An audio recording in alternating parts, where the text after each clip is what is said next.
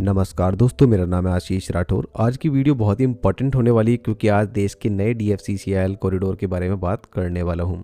दोस्तों, आप लोग मेरे चैनल के साथ अगर बहुत समय से बने हुए हैं, लगभग 2017-18 से मैं लगातार वीडियो बना रहा हूं और DFC को उसी समय से कवर कर रहा हूं। तो डेडिकेटेड फ्रेट कॉरिडोर्स ने किस तरीके से आकार लेना शुरू किया, कैसे फिजिकल वर्क 1-1 किलोमीटर करके आगे बढ़ता चला गया, वो सारी जर्नी मैंने आप लोगों को दिखाई है अपने चैनल पर। और आज आखिरकार नया DFC कॉरिडोर आ चुका है और ये कॉरिडोर पर काम जल्द ही शुरू होने वाला है। तो दोस्तों, ये है ईस्ट वेस्ट कॉरिडोर, जिसका अनाउंसमेंट बजट 2026-27 में हुआ है। दोस्तों, इस कॉरिडोर को ऑफिशियली अनाउंस कर दिया गया है। इससे पहले हम लोगों को 3 नए DFC कॉरिडोर्स के बारे में जानकारी दी गई थी। इन 4300 किलोमीटर के 3 नए DFC कॉरिडोर्स में से किसी एक कॉरिडोर के ऊपर सबसे पहले काम शुरू होना था। शुरुआत में जानकारी आ रही थी कि ईस्ट कोस्ट कॉरिडोर को कंसीडर किया जाएगा, लेकिन आखिरकार यहाँ पर जो कॉरिडोर अभी कंसीडर किया गया है वो है ईस्ट वेस्ट कॉरिडोर, और सबसे बड़ा कॉरिडोर यही है।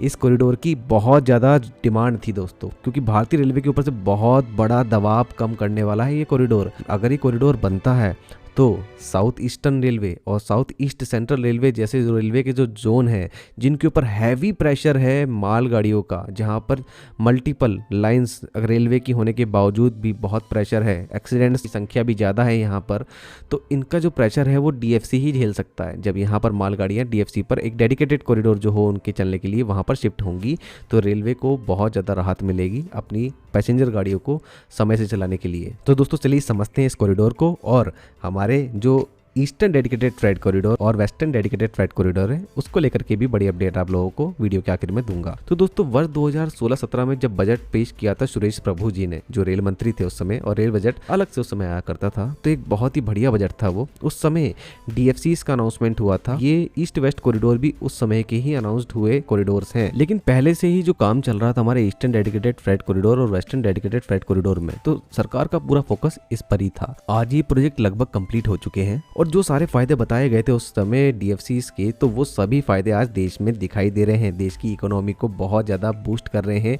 हमारे फ्रेट कॉरिडोर्स। और जैसे ही वेस्टर्न डेडिकेटेड फ्रेट कॉरिडोर का JNPT से लिंक हो जाएगा आखिर में, जो अभी मार्च तक होने ही वाला है, तो दोस्तों आप लोग देखेंगे कि कितना बड़ा परिवर्तन आएगा हमारे लॉजिस्टिक ट्रांसपोर्टेशन के क्षेत्र में भारत में। तो अब यहाँ पर दोस्तों ये जो नए कॉरिडोर्स हैं इनके बारे में बात कर लेता हूँ। सबसे पहले दोस्तों, ईस्ट वेस्ट कॉरिडोर अनाउंस हुआ था, ईस्ट कोस्ट कॉरिडोर अनाउंस हुआ था, जो कि कोस्टल एरिया में ही एक तरह से कॉरिडोर बनने वाला था, और जितने भी पोर्ट्स थे जो कि वेस्ट बंगाल और उड़ीसा के बीच में पड़ने वाले थे उन सभी को ये फायदा पहुंचाता। तो ये भी काफी अच्छा कॉरिडोर था और कंसीडर किया जा रहा था कहीं ना कहीं कि इसको पहले बनाया जाएगा। पिछले बजट्स में ये जानकारी दी गई थी, लेकिन अभी इसको कंसीडर नहीं किया गया है पहले। और इसके बाद दोस्तों नॉर्थ साउथ कॉरिडोर, ये भी बहुत इंपॉर्टेंट कॉरिडोर था, जो कि नॉर्थ और साउथ का एक बहुत बड़ा कनेक्शन प्रोवाइड करेगा। तो इसको भी आगे दोस्तों बनाया जरूर जाएगा जहाँ तक मुझे लगता है, लेकिन सबसे पहला नंबर ईस्ट वेस्ट कॉरिडोर का है। इन तीनों कॉरिडोर की लेंथ 4300 किलोमीटर की है। तो 4300 किलोमीटर के इन कॉरिडोर्स में से सबसे पहले ईस्ट वेस्ट कॉरिडोर, जो कि लगभग 2000 किलोमीटर का था अपनी ओल्ड DPR के अकॉर्डिंग, इतना इसकी लेंथ होने वाली है, इसको बनाया जाएगा पहले। तो दोस्तों ये जो कॉरिडोर है अभी इस साल के बजट में जब अनाउंस हुआ है, तो इसकी लेंथ अभी 2052 किलोमीटर बताई जा रही है अप्रॉक्स।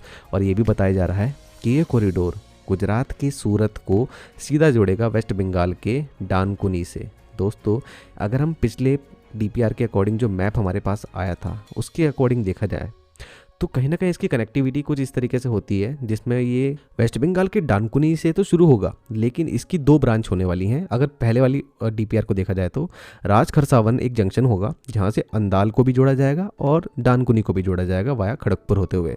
तो दोस्तों यहाँ पर डानकुनी की इस तरीके से कनेक्टिविटी हो जाती है। अब यहाँ से हम सीधा चलेंगे राजखरसावन होते हुए यहाँ वेस्ट बंगाल से झारखंड को थोड़ा सा टच करते हुए ओडिशा के रास्ते छत्तीसगढ़ में एंटर करते हैं, जिसमें ये कॉरिडोर मध्य प्रदेश को टच तो नहीं कर रहा है, लेकिन बॉर्डर जो है छत्तीसगढ़ और मध्य प्रदेश और महाराष्ट्र का, वहाँ से होते हुए ये कॉरिडोर महाराष्ट्र में एंटर करता है।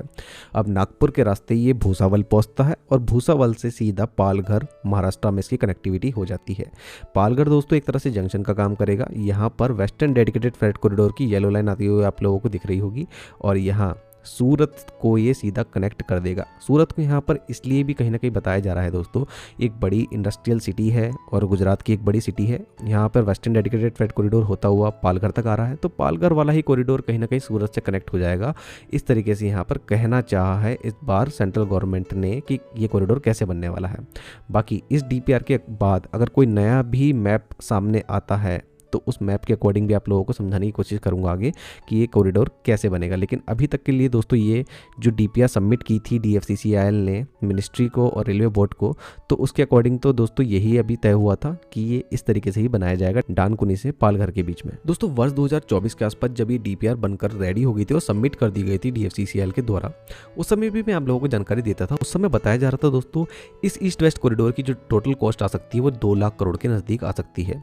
और हमारे ईस्टर्न और वेस्टर्न डेडिकेटेड फ्रेट कॉरिडोर की बात करें तो दोस्तों ये लगभग 1,24,000 करोड़ के लागत से रेडी हुए हैं अप्रॉक्स, और अभी भी इनमें काम चल रहा है। तो दोस्तों आज के समय जब कमोडिटीज़ के प्राइसेस इतने बढ़ गए हैं, मेटल के प्राइसेस इतने बढ़ गए हैं, तो कहीं ना कहीं हम कह सकते हैं कि कॉस्ट तो बहुत ज़्यादा बढ़ी गई है। और ये किलोमीटर में भी काफ़ी ज़्यादा बड़ा जो हमारा कॉरिडोर है, इसके लिए कहीं ना कहीं इंफ्रास्ट्रक्चर बहुत ज़्यादा बनाना पड़ेगा, काफ़ी सारे इन्वेस्टमेंट की यहाँ ज़रूरत है। अब देखना दोस्तों ये है कि इसके फंडिंग को किस तरीके से मैनेज किया जाता है, सेंट्रल गवर्नमेंट इसमें पैसा कितना देने वाली है। और पहले वाले कॉरिडोर्स के लिए तो दोस्तों जापान की जायका और वर्ल्ड बैंक ने फंड किया था और उनको काफ़ी अच्छा रिजल्ट भी देखने को मिला है DFCCIL में ईस्टर्न और वेस्टर्न कॉरिडोर की परफॉर्मेंस देख करके।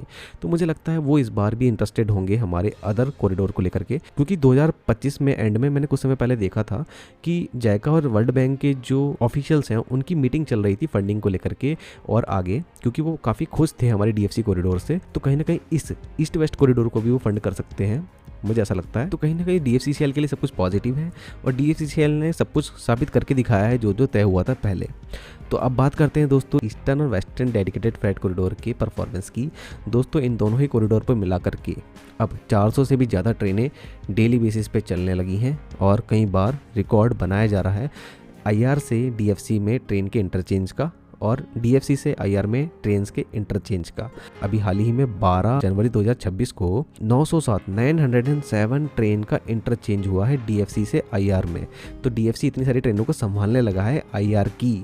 और साथ में ही EDFC की परफॉर्मेंस के बारे में बताऊं तो EDFC से ईस्ट सेंट्रल रेलवे के हाजीपुर डिवीजन में EDFC से 25 जनवरी 2026 को 201 ट्रेनें ट्रांसफ़र हुई हैं, जो कि एक बहुत ही बड़ा नंबर था। मतलब इन्होंने रेलवे की इतनी ट्रेनों को संभाला और उसके बाद फिर रेलवे को सौंप दिया। तो इतना ज़्यादा ट्रैफिक का जो यहाँ पे भार है वो DFC उठाने लगा है। WDFC से NWR में दोस्तों 6 नवंबर 2025 को NWR में DFC से 138 ट्रेनें ट्रांसफ़र हुई थी। तो ये इंटरचेंज जो है वो काफ़ी बढ़ता चले जा रहा है और इससे कहीं ना कहीं रेलवे का जो भार है वो कम हो रहा है और ट्रेनों की स्पीड भी बढ़ रही है। अब दोस्तों western dedicated freight corridor complete होने ही वाला है। एक बहुत ही छोटा सा स्ट्रेच अब बचता है अप लाइन का वैतरना से JNPT पोर्ट के बीच में। डाउन लाइन तो पूरी ही कंप्लीट हो गई है, मैं आप लोगों को जानकारी दे चुका हूँ। अब अप लाइन पे दोस्तों एक बहुत ही बड़ा काम हुआ है इस पूरे ही DFC प्रोजेक्ट में, EDFC और WDFC में। अभी तक का सबसे बड़ा स्टील का ओपन वेब गर्डर जो है वो बनकर रेडी हुआ है और ये Vaitarna JNPT DFC railway line पर लॉन्च हुआ है हाल ही में। महाराष्ट्र में नवी मुंबई में कालमबोली जो लोकेशन है वहाँ पर ये लॉन्च हुआ है, जो कि रेलवे की जो एग्जिस्टिंग ट्रैक है उनके ऊपर लॉन्च हुआ है। एक बहुत ही टफ काम था। 110.5 110.5 मीटर लॉन्ग ये open web girder 1500 ton 1500 ton वजनी था और इसको 32 मीटर रेडियली शिफ्ट करना पड़ा है इंडियन रेलवे की रेलवे लाइंस के ऊपर, जो कि एक्टिव थी उस समय। तो ये रेडियल शिफ्ट कितना ज़्यादा टफ रहा होगा। उसके बाद इसको सही लोकेशन पे बिठाया गया और अब ये लॉन्च हो चुका है।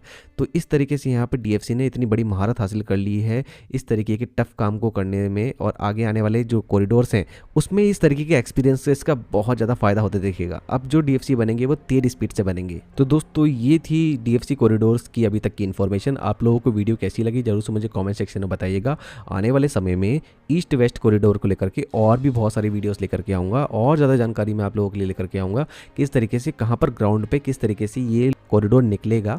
तो वो सब आपको जानने को मेरे चैनल पर मिलेगा, इसलिए आप चैनल को सब्सक्राइब कर लीजिएगा। आज के लिए इतना ही। वंदे मातरम। भारत माता की जय।